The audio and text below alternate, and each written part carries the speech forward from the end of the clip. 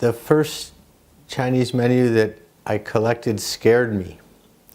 I was alone in New York for the first time in my life in a new apartment, and I heard a riffle at the door, and I thought I was being robbed, but it was just a Chinese delivery person putting a menu under the door.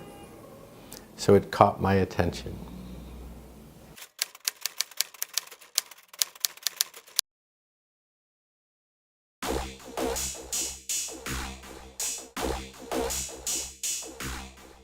The most I ever paid for a Chinese menu was $200. It was from Man Lei Wan restaurant.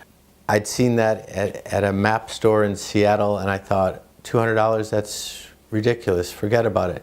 I came home and I happened to read Luc Sant's book, Low Life, and they talked about Man Lei Wan restaurant, and here was real history that had been dug out of newspapers and stories from the time. And I thought, geez, if I had that menu, I could add to this history and get more details. So my sister called, asked, what do you want for your birthday? And I said, a few bucks towards this menu. I bought the menu. I wrote a 9-page story on it for Flavor and Fortune, Chinese Gourmet Quarterly, which I was co-editor of for 18 years. And that led to a job doing an after-work program for some .com executives down on Wall Street. And I was paid exactly the amount I paid for the menu I got back, plus free dinner. The most challenging one to acquire for my collection.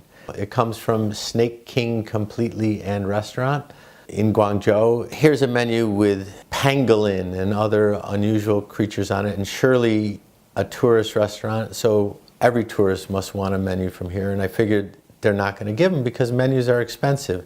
A restaurant prints maybe 50 or 100 or 200 menus. That's different than the daily newspaper. So the costs can be 50, 100 bucks per menu to print that.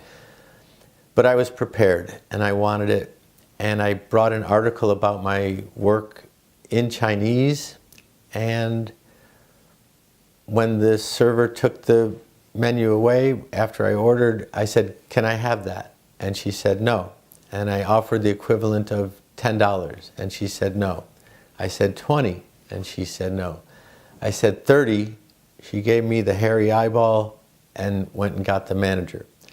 The manager came over and said, you want this menu? I said yes, and here's why, and I gave him the article.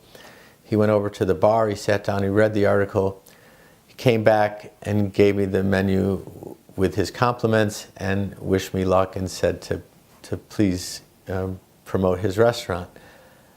After the meal was over, I left a tip of about $20 on the table, and that same server looked at me in utter disgust. She couldn't believe I offered 30, got it for free, and left 20 bucks. That was just plain wrong to her. But I was just thrilled and didn't care.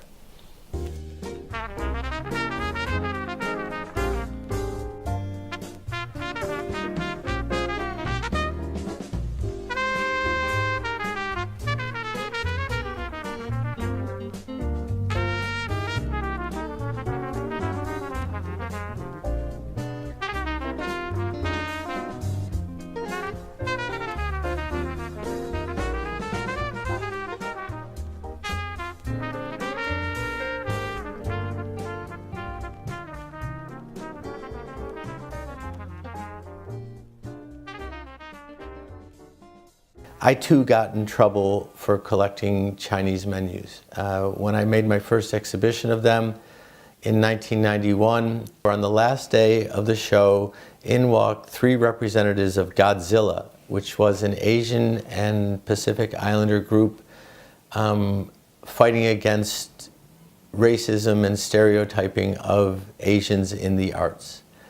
And they sat me down and each of them read me a letter about what was so wrong with my exhibition and brought me to tears, calling me racist, calling me physically injurious to Chinese people.